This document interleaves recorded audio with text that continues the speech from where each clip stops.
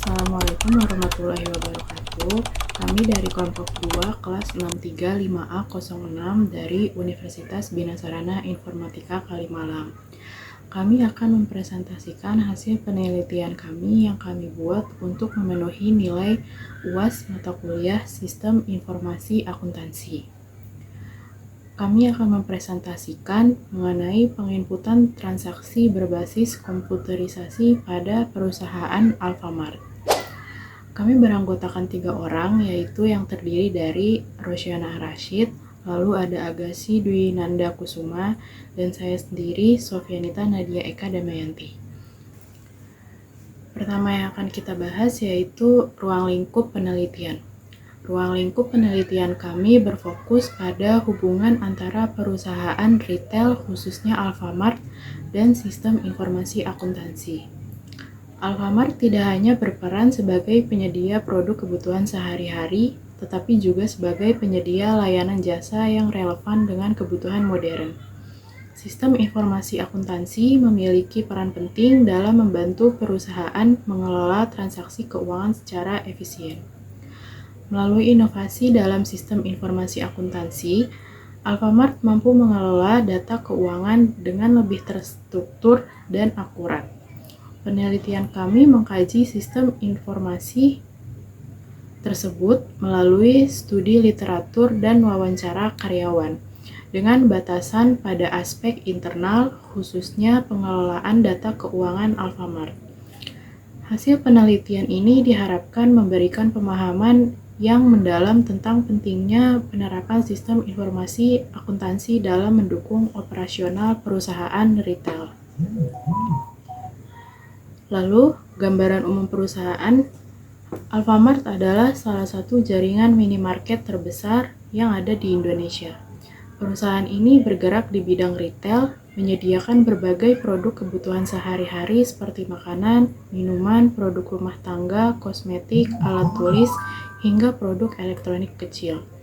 Alfamart dikenal karena konsep minimarket modern dengan pelayanan yang cepat dan harga yang kompetitif, menjadikan pilihan utama bagi konsumen dalam memenuhi kebutuhan sehari-hari. Alfamart didirikan pada tahun 1999 yang telah berkembang pesat hingga kini memiliki ribuan cabang yang tersebar di berbagai wilayah Indonesia. Alfamart juga menyediakan berbagai layanan tambahan seperti pembayaran tagihan, pengisian ulang pulsa, dan penjualan voucher digital. Keunggulan Alfamart terletak pada kenyamanan berbelanja yang mudah diakses oleh semua kalangan masyarakat serta inovasi yang terus dilakukan untuk meningkatkan pengalaman pelanggan. Lalu, struktur organisasi pada toko Alfamart. Struktur organisasi pada toko Alfamart pertama yaitu terdiri dari Operation General Manager. Operation General Manager adalah posisi manajemen senior yang bertanggung jawab untuk mengawasi dan mengelola operasional sehari-hari di seluruh toko atau divisi yang berada di bawah tanggung jawabnya. Lalu di bawahnya ada Branch Manager. Branch Manager yaitu pemimpin operasional cabang yang bertanggung jawab atas keseluruhan aktivitas di cabang tersebut. Lalu setelah Branch Manager ada Deputy Branch Manager yaitu manajerial yang bertanggung jawab untuk membantu dan mendukung tugas branch manager dalam mengelola operasional cabang. Lalu ada area manager. Area manager yaitu posisi manajemen menengah yang bertanggung jawab untuk mengawasi operasional beberapa cabang. Setelah area manager yaitu ada area koordinator, yaitu orang yang bertanggung jawab untuk mengawasi dan mengelola operasional di beberapa toko dan lokasi dalam suatu area geografis tertentu. Lalu ada Chief of Store. Chief of Store yaitu pemimpin yang bertanggung jawab atas keseluruhan operasional sebuah toko. Lalu ada Asisten Chief of Store. Asisten Chief of Store adalah orang yang mendukung dalam mengelola operasional toko. Mereka membantu dan mengambil keputusan harian, mengawasi karyawan, dan menangani masalah yang muncul di toko. Lalu ada merchandiser. Merchandiser yaitu orang yang bertanggung jawab untuk memilih, mengatur, dan memajang produk di toko agar menarik perhatian pelanggan. Lalu ada pramuniaga. Pramuniaga yaitu staf yang melayani pelanggan di toko. Setelah itu ada kasir. Kasir yaitu orang yang bertugas untuk memproses transaksi pembayaran di kasir. Lalu kita akan membahas konsep dasar dari sistem, akuntansi, dan informasi. Sistem adalah suatu kesatuan yang terdiri dari interaksi subsistem untuk mencapai tujuan yang sama. Menurut Frederick HWU, bahwa sistem informasi beroperasi dan berinteraksi dengan lingkungannya untuk mencapai sasaran tertentu. Dengan demikian, sistem adalah kumpulan dari elemen-elemen yang berinteraksi untuk mencapai suatu tujuan tertentu. Lalu, selanjutnya itu akuntansi. Akuntansi menurut Komite Terminologi dari American Institute of Certified Public Accountant atau AICPA didefinisikan sebagai suatu seni pencatatan, pengklasifikasian, dan pengikhtisaran dalam cara yang signifikan dan dalam satuan mata uang mengenai transaksi-transaksi yang sebagian besar memiliki sifat keuangan yang kemudian diinterpretasikan hasilnya. Lalu, informasi. Informasi adalah data yang sudah mengalami pemrosesan sedemikian rupa sehingga dapat digunakan oleh penggunanya dalam membuat keputusan.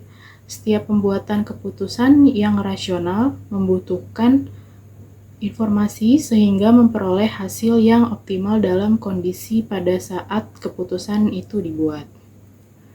Lalu kita masuk ke konsep dasar. Kita akan membahas konsep dasar dari sistem informasi akuntansi, perusahaan retail, dan sistem komputerisasi. Konsep dasar sistem informasi akuntansi yaitu suatu komponen organisasi yang mengumpulkan, mengklasifikasikan, dan memproses, menganalisis, dan mengomunikasikan informasi pengambilan keputusan dengan orientasi finansial yang relevan bagi pihak-pihak dalam perusahaan. Konsep dasar perusahaan retail yaitu perusahaan retail adalah perusahaan yang bergerak dalam aktivitas penjualan produk atau jasa secara langsung kepada konsumen akhir untuk memenuhi kebutuhan sehari-hari. Perusahaan ini biasanya menjual barang dalam jumlah kecil dan berfokus pada melayani pelanggan individu daripada bisnis lain. Lalu konsep dasar sistem komputerisasi yaitu komputerisasi yang berasal dari kata komputer diambil dari bahasa Latin yaitu computare, yang berarti menghitung, to compare atau recon. Komputer adalah sistem elektronik untuk memanipulasi data yang cepat dan tepat serta dirancang dan diorganisasikan supaya secara otomatis menerima dan menyimpan data input, memprosesnya, dan menghasilkan output di bawah pengawasan suatu langkah-langkah instruksi-instruksi program yang tersimpan di memori. Komputerisasi merupakan aktivitas yang berbasis pada komputer. Selanjutnya ada proses bisnis sistem berjalan. Yang pertama ada penerimaan pesanan barang. Pelanggan yang sudah melakukan pemilihan barang yang akan dibeli, kemudian kasir akan memasukkan pesanan ke dalam sistem pos. Sistem pos secara otomatis akan menghitung harga total, termasuk pajak dan biaya tambahan selainnya seperti diskon pada barang. Lalu ada proses pembayaran, yang dimana proses pembayaran bisa dilakukan dengan dua cara, yaitu dengan melakukan pembayaran digital dan bisa digunakan pembayaran tunai. Setelah melakukan input pada pesanan, selanjutnya pelanggan dapat melakukan pembayaran menggunakan metode yang disediakan. Ada termasuk tunai dan pembayaran digital yang dapat dilakukan melalui debit atau kredit atau QR code. Yang ketiga ada manajemen stok. Pada perusahaan Alfamart, untuk pengelolaan persediaan dan peringatan stok habis tidak terdapat dalam aplikasi POS. Mereka menggunakan aplikasi lain untuk melihat persediaan, yaitu aplikasi SIS, yaitu Store Information System. Lalu terakhir ada reporting and analysis. sistem POS menghasilkan laporan penjualan harian, mingguan, dan bulanan yang dapat membantu manajemen dalam analisis performa gerai. Tren penjualan data dari sistem dapat digunakan untuk mengidentifikasi menu yang paling laku dari tren pembelian pelanggan. Selanjutnya ada use case diagram. Use case diagram ada dua pada Alfamart, yaitu ada aktor. Aktor ini terdiri dari kasir, pelanggan, manajer toko, staf gudang, sistem pembayaran, dan sistem pos.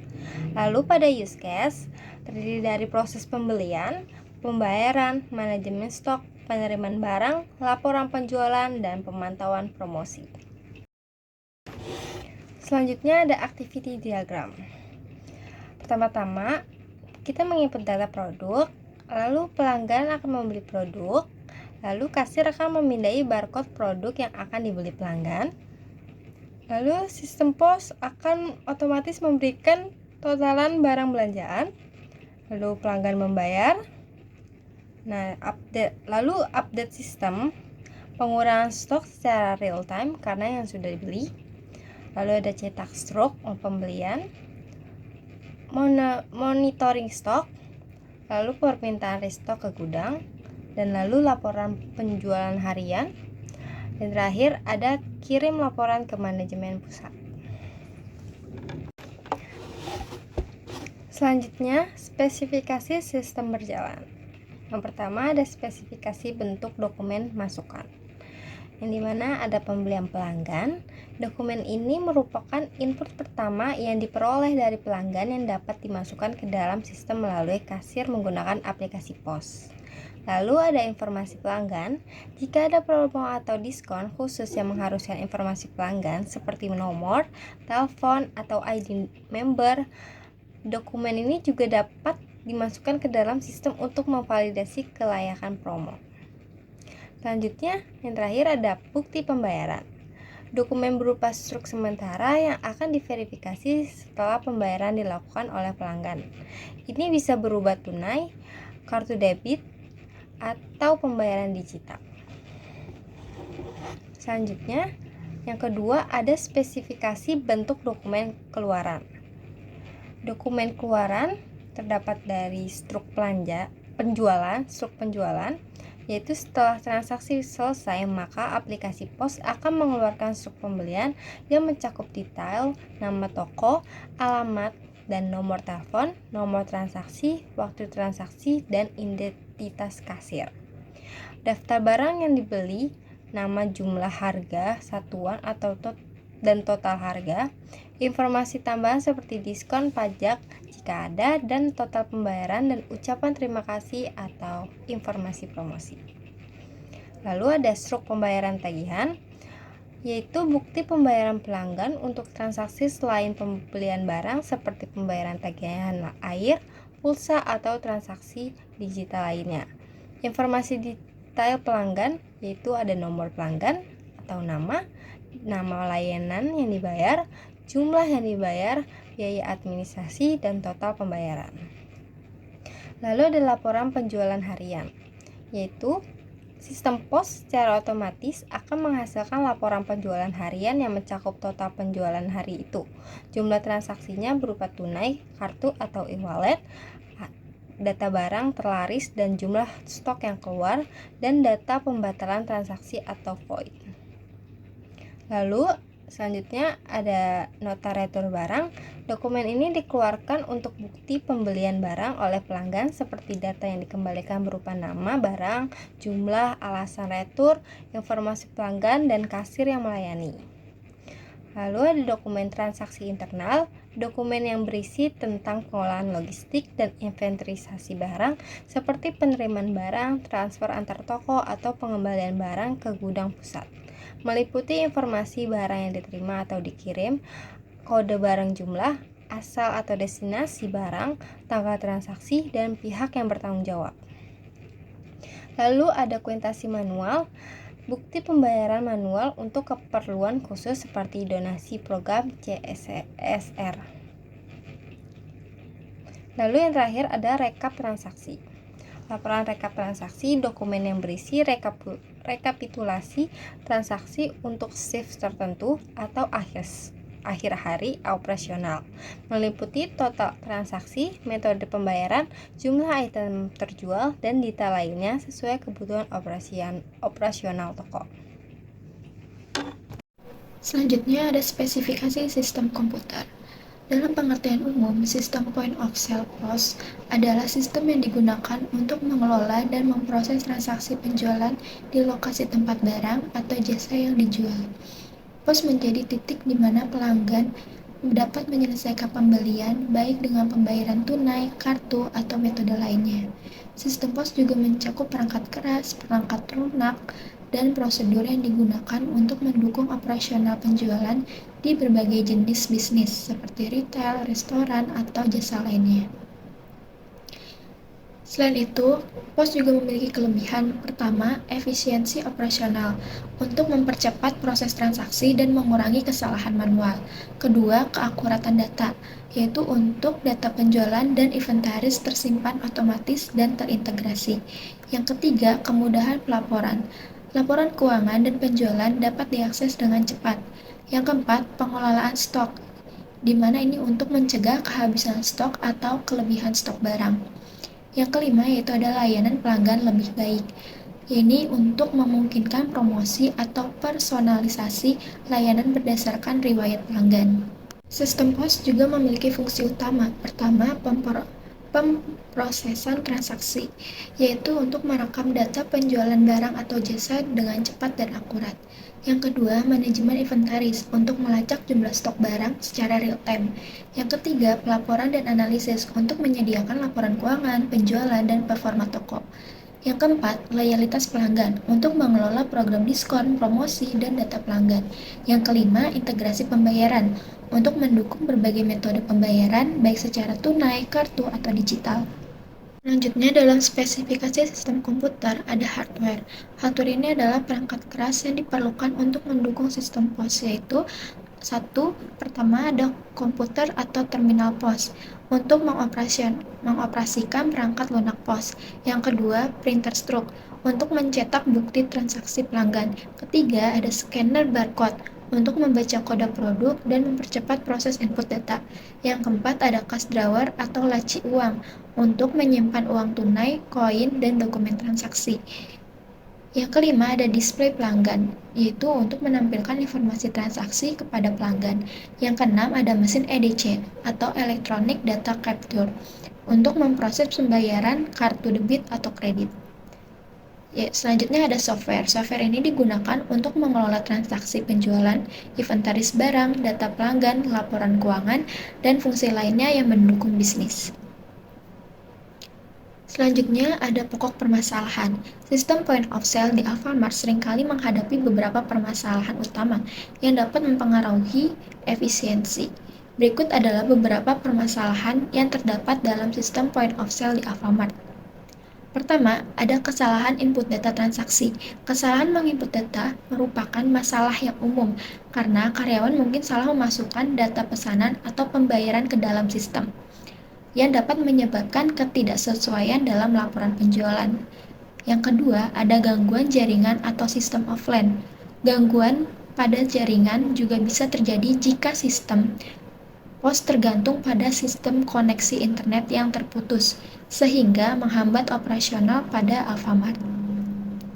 Yang ketiga, ada kehilangan data atau kerusakan perangkat keras. Hal ini dapat saja terjadi dan disebabkan oleh kerusakan perangkat keras karena tidak adanya cadangan perangkat keras atau disebut backup. Selanjutnya ada pemecahan masalah. Untuk mengatasi permasalahan yang dihadapi oleh sistem point of sale di Alfamart, ada beberapa langkah solusi yang dapat diterapkan sebagai berikut. Pertama, sistem POS perlu dilengkapi dengan fitur validasi data dan konfirmasi pesanan sebelum transaksi diproses. Selain itu, pelatihan rutin kepada karyawan tentang pentingnya ketelitian dalam memasukkan data dapat mengurangi kesalahan manusia. Yang kedua, disarankan menggunakan sistem POS yang dapat beroperasional dalam metode offline. menyediakan koneksi cadangan seperti jaringan seluler juga akan membantu menjaga kelancaran operasional. Yang kedua, perlu diterapkan backup data otomatis secara rutin ke cloud atau penyimpanan lokal, serta melakukan pemeliharaan perangkat keras secara berkala untuk mencegah kerusakan yang tidak dapat diinginkan. Dengan menerapkan solusi-solusi tersebut, efisiensi dan kendala operasional Alfamart dapat ditingkatkan secara signifikan.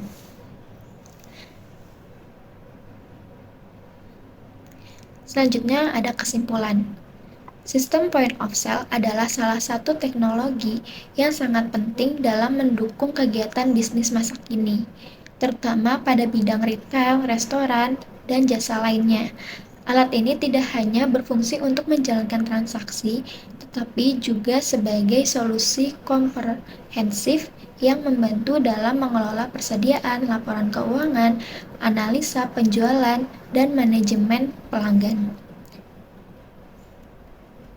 Dengan beragam fitur yang mudah disesuaikan dan kemampuan integrasi dengan teknologi lain, POS menjadi unsur yang dikuasai dalam meningkatkan efisiensi operasional serta memberikan pengalaman yang lebih baik bagi pelanggan. Namun, penerapan sistem POS juga menghadapi beberapa kendala, seperti kerusakan perangkat keras, masalah koneksi, dan risiko terhadap keamanan data. Dengan adanya perencanaan yang baik, dukungan teknis yang solid, dan pelatihan untuk para pengguna, tantangan-tantangan ini dapat diatasi sehingga keuntungan maksimal dan sistem POS dapat diraih. Saran untuk memaksimalkan pemanfaatan sistem POS, berikut ini adalah beberapa rekomendasi yang dapat diterapkan. Pertama, pilih sistem yang tepat. Sesuaikan dengan kebutuhan dan tipe usaha melalui analisis mendalam. Yang kedua, perawatan rutin. Rawat perangkat keras dan lunak secara berkala untuk menjaga performa. Yang ketiga, pelatihan pengguna. Latihlah staf secara rutin untuk mencegah kesalahan dan meningkatkan efisiensi. Yang keempat, keamanan data. Terapkan enkripsi, pembatasan akses, dan pencadangan data untuk melindungi informasi yang sensitif.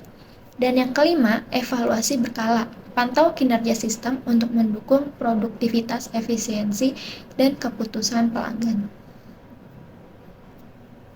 Berikut adalah daftar pustaka. Baik, sekian presentasinya. Terima kasih.